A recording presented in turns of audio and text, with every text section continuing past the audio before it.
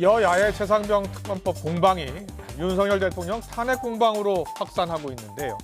어제 용산 대통령실 앞에서 거부권을 행사하면 탄핵 사유가 될 수 있다고 압박한 범야권이 오늘 국회에서 이렇게 규탄 대회를 열었습니다. 여당에서는 야당의 특검 주장이 진실 규명이 아니라 탄핵에 있다고 날을 세웠습니다. 유상범 국민의힘 비대위원은 민주당 의원들 입에서 탄핵이 동네 강아지 이름 부르듯이 나오고 있다면서 이분들의 목표가 탄핵이라는 걸 보여준다고 주장했습니다. 야권에서는 토요일에 서울에서 범국민 규탄 대회도 열 예정인데요.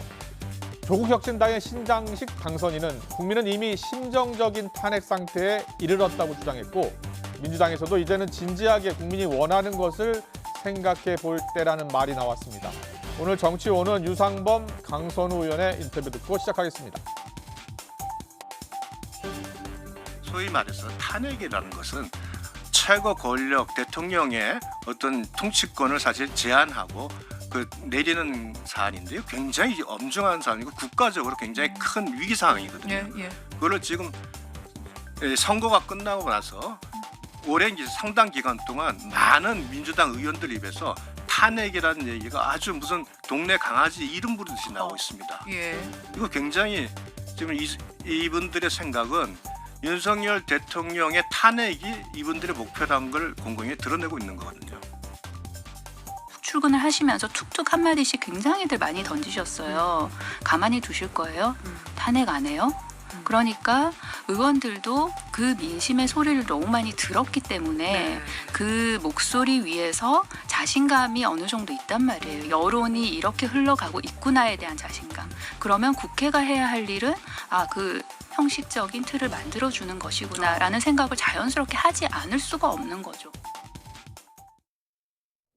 네, 오늘의 정치원 짚어보는 시간입니다. 박형수 국민의힘 의원, 김한규 더불어민주당 의원, 이렇게 여야 국회의원 두 분 함께 모시고 하나하나 짚어보겠습니다. 어서 오십시오. 안녕하세요. 네, 안녕하세요. 안녕하세요. 예, 조금 전에 윤석열 대통령이 최상병 특검법에 대해서 거부권을 행사했는데요. 야권에서는 토요일에 서울 대규모 규탄 집회를 연다면서요. 네. 근데 탄핵 이야기가 계속 나오고 있는데 어떤 배경이 있는 거예요? 글쎄요. 뭐 탄핵은 저희보다는 오히려 국민의힘 유상범 의원이 먼저 꺼낸 얘기이신 것 같은데 조국 혁신당에서 아무래도 뭐 3년이 너무 길다는 그런 선거 구호로 당선됐기 때문에 그쪽에서는 계속 이거를 이슈화하려는 거고 저희 민주당에서는 이 헌법과 법률에 중대한 위반이 있어야 탄핵을 할 수 있다는 걸 알고 있기 때문에 아무리 국정 지지도가 낮다고 해서 무조건 탄핵을 해야 된다. 뭐 이게 당론으로 갖고 있거나 다수의 의견은 아니라고 말씀을 드리고요. 그렇군요. 최상병 특검이라든지 향후 이제 국정 운영에 있어서 국민들이 탄핵까지 생각하는 분들이 있을 정도로 민심이 무서운 상황이라는 걸 대통령께서 알아주셨으면 절대 그런 상황이 안 되도록 대통령께서 국정기조 변화를 해주셨으면 하는 바람이 저희 당의 기본적인 입장입니다. 그렇군요. 신장식 당선인 있지 않습니까? 조국혁신당. 국민들은 심정적인 탄핵 상태에 있는 것 같다라고 이야기하는데 조국혁신당하고는 좀 결이 다른 상황이네요. 민주당 상황은요? 아무래도 저희는 현실적으로 국회의 의결만이 아니라 헌법재판소의 결정까지 고려해야 되고 이게 탄핵을 국회에서 결정한다고 해서 되는 게 아니라 실제로 그런 사유가 있는지까지 판단해야 되는 거고 신장식 당선인의 표현은 충분히 이해가 되는 부분이 있습니다.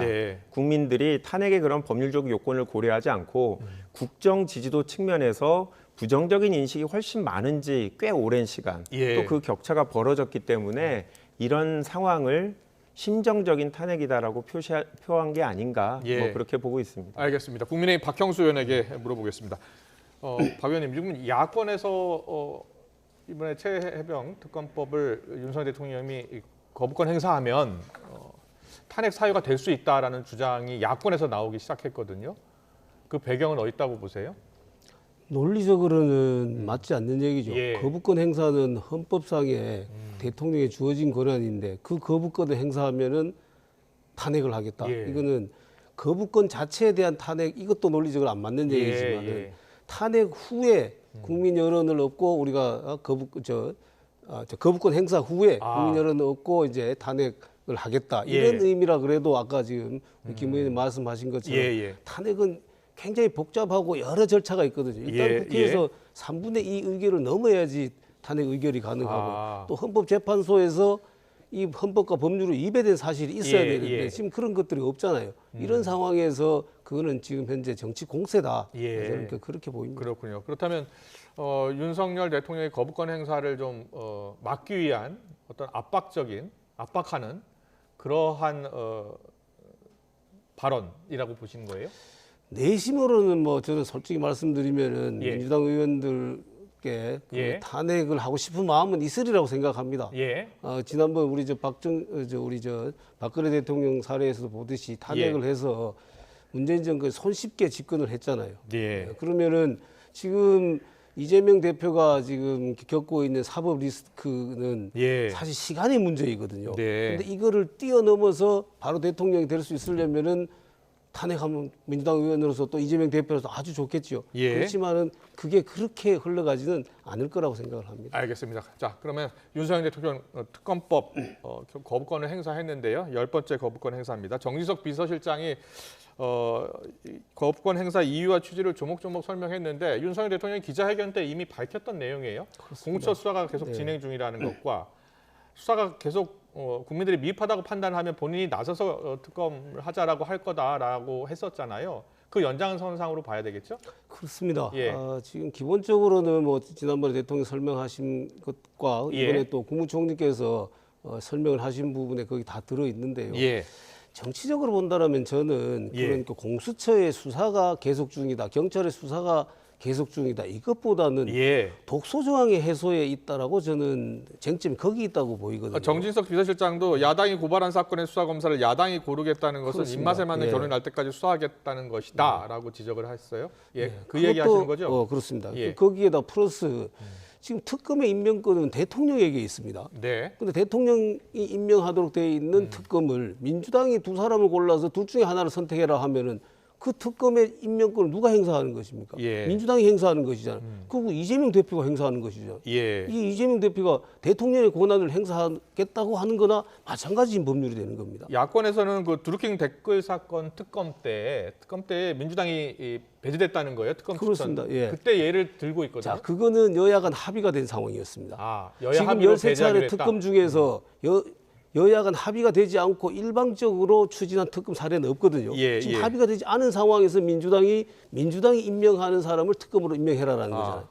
알겠습니다. 그럼 우리 김한수 의원한테 물어봐야죠. 자, 지금 대통령실도 그렇고요. 그리고 박형수 의원도 그렇고 가장 독소 조항 얘기하는 거예요. 야당이 고발한 사건의 수사 검사를 야당이 고르겠다는 것은 잘못된 것 아니냐는 주장이에요. 어떻게 보세요? 지난번에도 말씀드렸는데 일단 저희는 동의할 수 없는 주장인 게요. 크게 두 가지인데 첫 번째는 민주당이 무조건 추천하는 게 아니라 외부의 추천을 받도록 되어 있습니다. 대한변호사협회인가요? 그렇죠. 저희가 받아서 그 안에서 적절한 분을 추려서 대통령께 임명을 권고드리는 거고 그렇게 따지면 변협이 4명 추천하고 그 가운데 2명 추천을 민주당에서 하는 건가요? 맞습니다. 그리고 오늘 공수처의 수사가 제대로 되면 된다고 하는데 공수처장도 대통령이 최종적으로 임명하고 추천위원회 7명 중에 야당 추천위원은 2명밖에 없습니다. 그렇습니까? 7명 중에 법원, 그다음에 법무부 장관, 그다음 변협, 그다음에 여당 2분, 5분이 민주당하고 관여되지 않는 분들이 이제 공수처에서 공수처장을 추천을 하게 되는데 어떻게 보면 여당의 입김이 들어갈 가능성이 더 많은데 그럼에도 불구하고 저희가 공수처의 수사 자체를 못 믿겠다고 하진 않죠. 왜냐하면 수사가 잘못돼도 그건 법원에서 재판을 통해서 잘못된 공소 제기에 대해서 무죄를 선고할 수 있고요. 그다음에 드루킹 특검 같은 경우에 합의해서 그건 예외적으로 했다는데 저희는 그런 국민의힘의 주장이 나름 일리가 있기 때문에 당시에는 양보해서 합의를 해준 겁니다. 그렇군요. 그런데 이거를 무조건 버티면 되는 이런 관행이 되는 게 맞지 않다고 생각하고요.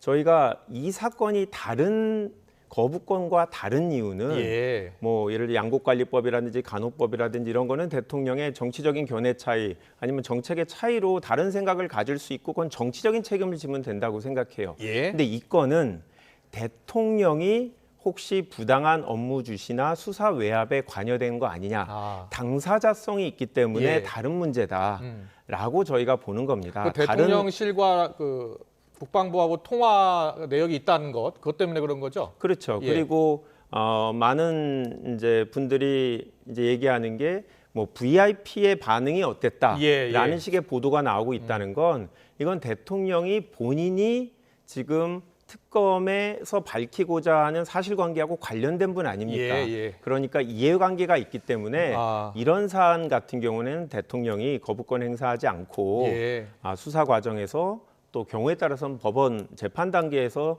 진실을 밝히도록 하는 게 맞다. 알겠습니다. 네. 오늘 유상범 의원 라디오 인터뷰에서 보면 이 공수처가 생긴 게 문재인 정부 때 생겼고 검찰 수사를 믿지 못하겠다라고 해서 생긴 게 공수처 아닙니까? 네. 그래서 공수처장도 검찰이 아니라 공수처 자체적으로 또 검사를 뽑잖아요. 공수처에서 일할 수 네, 있는. 맞습니다. 그런데 왜 공수처를 만든 민주당이 왜 공수처 수사를 믿지 못하느냐 이런 주장을 해요?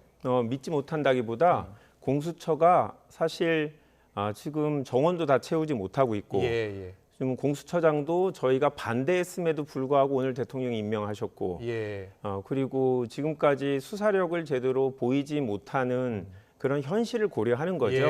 그리고 오랫동안 대통령이 공수처장을 임명하지도 않았던 이런 것들을 보면 뭔가 이 통제하지 못하는 이 특검에 대한 불안감이 되게 크기 때문에 지금 거부하고 있다. 저희는 그 거부 이유를 자꾸 말씀드리는 거죠. 김만규 의원 주장은요.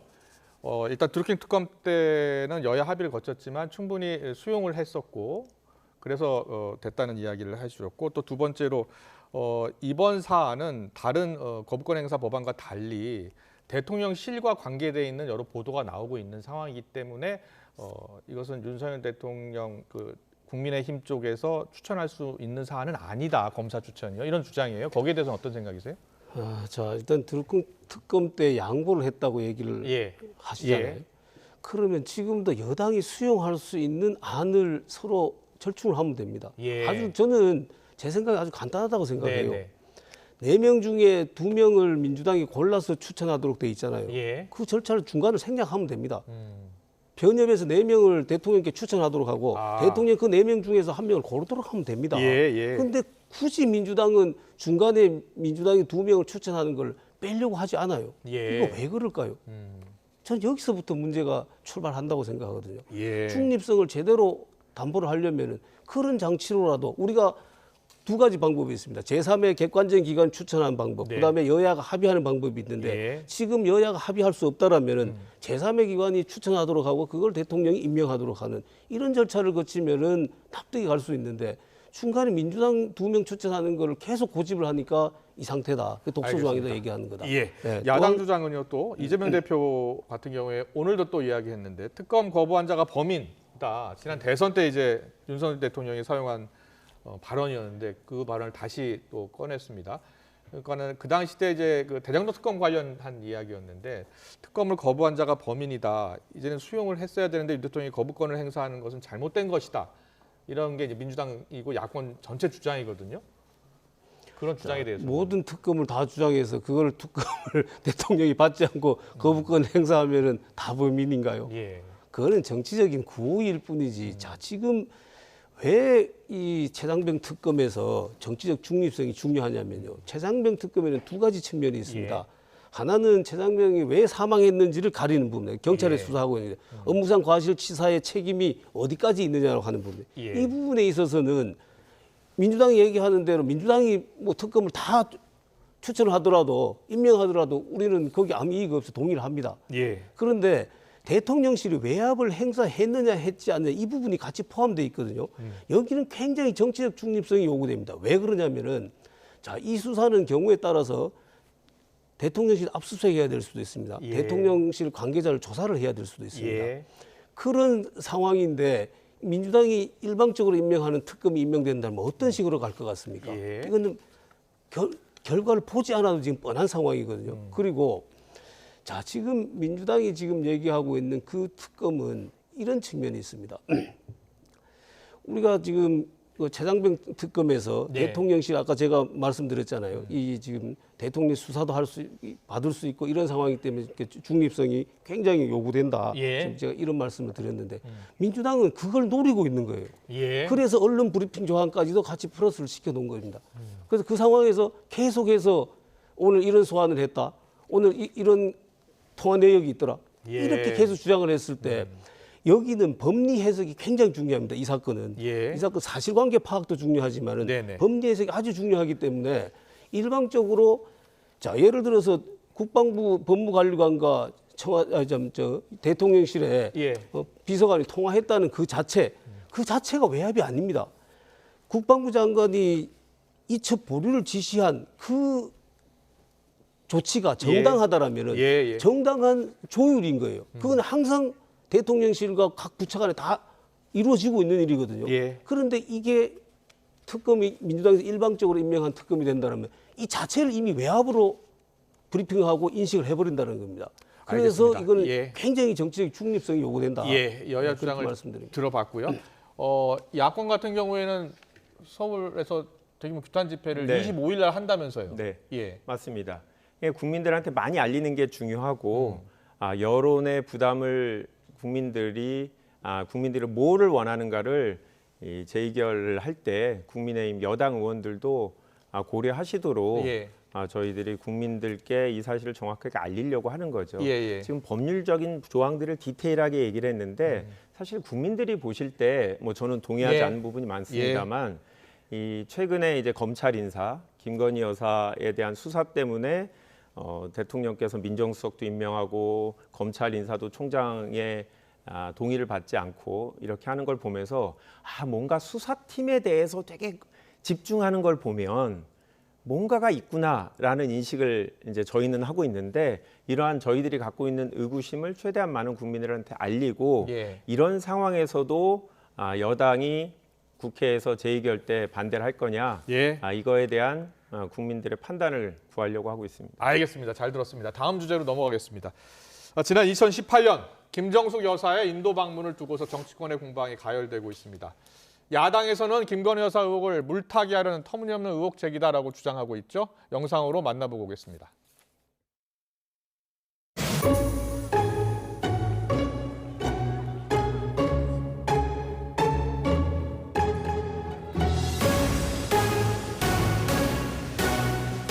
명품백 수수 등에 관한 조속한 특검 수사가 이루어져야 합니다. 김건희 특검은 피할 수 없을 것이다 라는 말씀을 우선 드리고요.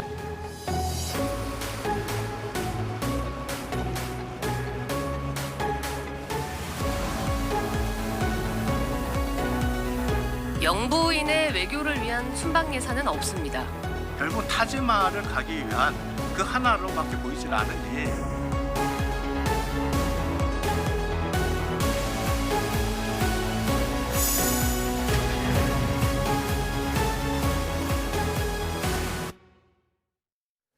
네, 오늘 배현진 의원이 영부인의 외교를 위한 순방 예산은 없다라면서 또 특검을 주장하고 있더라고요. 네. 민주당에서는 어떻게 보고 있는 거예요? 아마 해외에서 영부인이 독자적으로 외교를 하는 사례도 엄청 많다라는 것들을 잘 모르시는 것 같은데요. 예. 미국 같은 경우에는 오바마 대통령의 부인도 중국을 독자적으로 여러 차례 방문했었고요. 예. 조지 W 부시 대통령의 부인 같은 경우 한 60여 차례 이상 예. 독자 외교를 했던 걸로 기억하고요. 이 사안과 같은 경우에는 명확하게 네. 저희가 외교 라인을 통해서 요청을 받아서 김정숙 여사가 대통령을 대신해서 방문을 한 거고 예. 타지마할 방문 자체도 참 당황스러운데 네. 원래 계획되어 있던 건 아니고 처음에는 허황우 예. 기념관 행사 그렇죠. 그 때문에 한 기념 행사에 거고 가는 거였죠. 예. 결정되고 나서 구체적인 일정에 예. 인도 측에서 타지마할 방문 지난번 문재인 대통령이 왔을 때 못 가셨으니까 예. 이번에는 꼭 가달라라는 부탁으로 갔던 거죠. 그런데 이거를 지금 김건희 여사를 지키는 게 여당의 정말 이렇게 주요한 과제인지 예. 지금 이걸 같은 선상에서 놓고 정말 물타기란 표현밖에 생각이 들지 않는데요. 네. 특검이라는 게 범죄 혐의에 대한 수사 아닙니까? 정말 이 부분은 저희 여당 입장에서 주장하는 것 자체가 김건희 여사를 보호하는 것으로 국민들한테 보인다라는 거를 인식 못하고 계신 게 아닌가 싶습니다. 자, 그럼 배현진 의원이 왜 이 얘기를 꺼낸 걸까요? 박형수 의원님. 자, 기본적으로 모든 걸 지금 특검으로 주장하고 있으니까 그러니까 우리는 그러면 특검 주장 못하냐 지금. 저는 이런 차원이라고 생각을 해요. 지금 뭐 지난번에 우리가 그 대통령 거부권 행사하셨던 쌍특검, 그다음에 또 이번에 최상병 특검도 여야 간에 좀 합의를 해서 그래서 통과시킬 이게 목적이 아니라 아까 제가 말씀드린 그런 독수조항이 3가지 특검이 공통적으로 다 있었습니다. 다 여당은 배제하고 야당만 특검을 후보를 추천하도록 돼 있었어요. 이렇게 밀어붙인 이유가 뭐냐? 이거 특검을 위한 특검이다. 정치 공세를 위한 특검이다.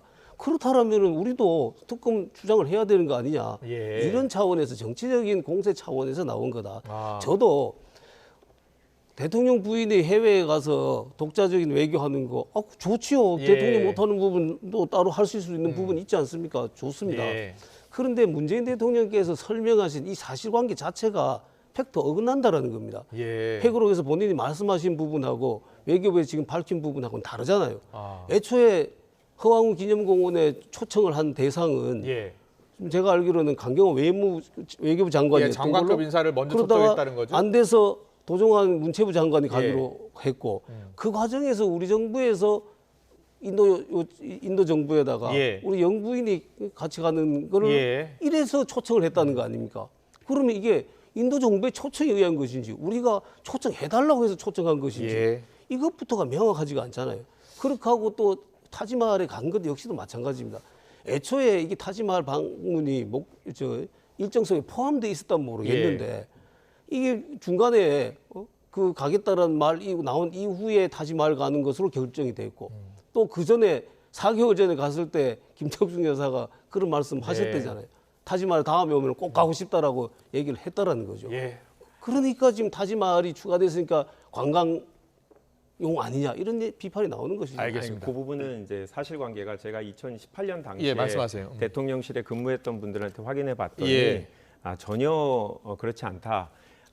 인도에서는 다시 한번 대통령의 방문을 요청했고 외교부하고 문체부에도 장관이 와달라는 게 아니라 대통령께 잘 말씀해서 꼭 대통령이 왔으면 좋겠다라는 요구였고 근데 우리나라 입장에서는 4개월 만에 같은 나라를 또 가는 거는 다른 나라와 관계에서 부적절해서 고위급 관계자로 가는 것으로 얘기가 바뀌었고요.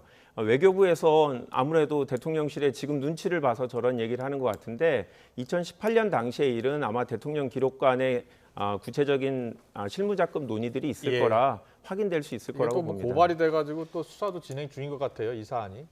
저는 이 지금 문재인 대통령의 회고록 때문에 검찰에 있는 이 수사를 안 할 수가 없는 지금 상황이 되어버렸다고 생각해요. 저는 이 사안은 사실은 검찰 수사가 적절한 것이 아니라 청문회 같은 걸 해야 되는 게 맞는 것 같아요. 대통령 기록관에 있는 그 기록도 보고 당사자들 얘기도 들어보고 외교부 당시에 담당자들 나와서 어떤 경위인지 확인해보고 이러면 되는 거를 특검을 계속 주장하니까 우리도 특검해서 지금 결국은 고발되어 있는 중앙지검에 고발되어 있는 이 사건이 수사를 하지 않을 수 없는 그런 상황이 돼버린 거 아닌가 싶습니다. 알겠습니다. 야권에서는 김건희 여사 특검 다시 재추진하겠다라는 입장을 거듭 밝히고 있는 사안이고요. 그리고 어제 보니까 백은종 서울의 소리 대표요.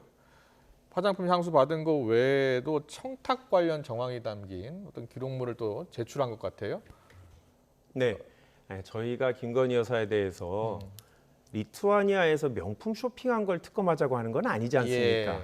이게 법률 위반 가능성, 특히 공식 라인에 있지 않은 사람들이 혹시라도 대통령의 업무 관련해서 외부와 논의를 하고 아니면 구체적인 계획을 밝히거나 뭐 이런 부분이 있는지에 대한 법률 위반에 대해서 얘기를 하는 거고요.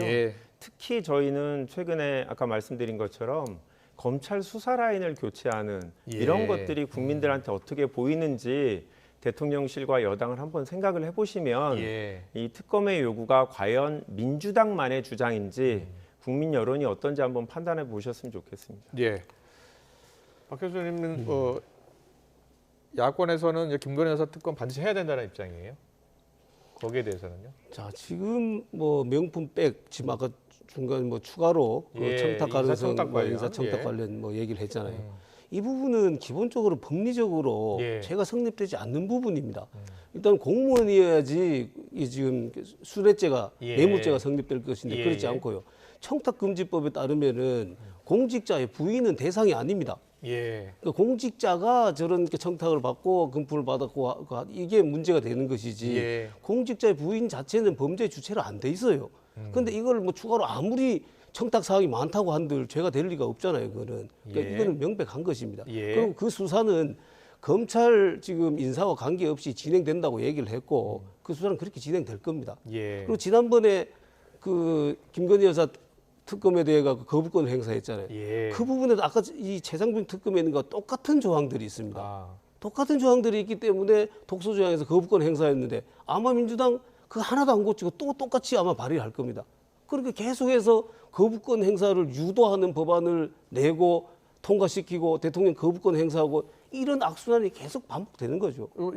검사 출신이시고 변호사 하고 아, 계시니까 저 이거 한번 여쭤볼게요. 청탁금지- 명품 가방 수수 의혹 관련해서 국민의힘 주장은 이게 배우자는 청탁금지법에 해당이 안 된다라고 주장하고 있거든요. 네, 그렇지만 예. 그게 배우자가 받았는데 공직자한테 얘기를 했고 그렇죠. 공직자가 바로 그거에 대해서 소속 기관에다가 받았다는 사실을 이야기하고 반환하지 않으면 그거 자체는 법 예. 위반이 되는 거고요. 아, 예. 그리고 또 배우자가 받은 게 아니라 실질적으로는 공직자가 받은 걸로 간주가 되는 경우에는 청탁금지법만이 아니라 대가 관계가 있으면 뇌물성으로 처벌되는 경우도 있습니다. 그런데 그거를 저희는 모르는 거죠. 지금 예. 김건희 여사가 혼자만 알고 있었는지 아니면 대통령께 말씀을 드렸는지 이런 부분에 대해서 저희가 객관적으로 확인을 하자라는 말씀입니다. 그 부분 조항은 이렇죠.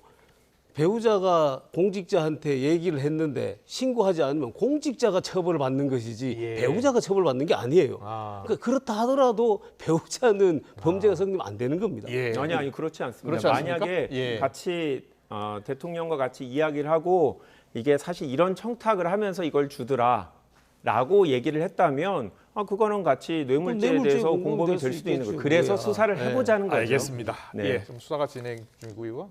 인사는 인사고 또 수사는 수사라고 이원석 네. 총장이 했으니까요. 좀 지켜볼게요. 알겠습니다. 다음 이슈 넘어가겠습니다. 정부의 KC 미인증 제품 해외 직구 금지 논란, 여당 잠룡들에게 불똥이 튀었고요. 민주당에서는 국회의장 후보 선거 이후에 경선 이후에 여진이 계속 이어지고 있습니다. 이재명 대표가 공개적으로 당원권 강화도 언급했죠. 여야 의원들 목소리 듣고 오겠습니다. 전형적인 이런 뭐 탁상 공론 또는 정책 실패 전형이라고 봅니다. 네. 현장에서 직접 본인들이 경험하지도 못하고 그냥 이렇게 그 신문에 나온 그런 내용들만 보고 뭐 필요한 조치라고 한 건데 그게 전혀 지금 세태하고 맞지가 않죠. 너무 한쪽 측면만 이렇게 보고 정책을 해서 이런 실패를 가져왔다고 생각합니다. 피선거권은 국회의원에게 한정하더라도 선거권만큼은 보장할 수 있는 거 아니냐라는 생각이고요. 피선거권은 교수들에게 한정하더라도 선거권은 학생들에게 개방을 하든 저는 원내대표 선거, 국회의장 선거 또한 당원들의 비율을 저는 최소 20% 정도는 할 수 있는 거 아니냐라는 생각을 갖고 있습니다. 여당 이야기부터 해볼까요? 오세훈 서울시장이 그 정부 KC 미인증 제품 해외 직구 금지 조치 이와 관련해서 뭐 대통령실에서도 사과를 했잖아요. 네. 예. 그런데 여기에 대해서 오세훈 시장이 국민의힘 비판 정치인들을 공개적으로 저격했어요.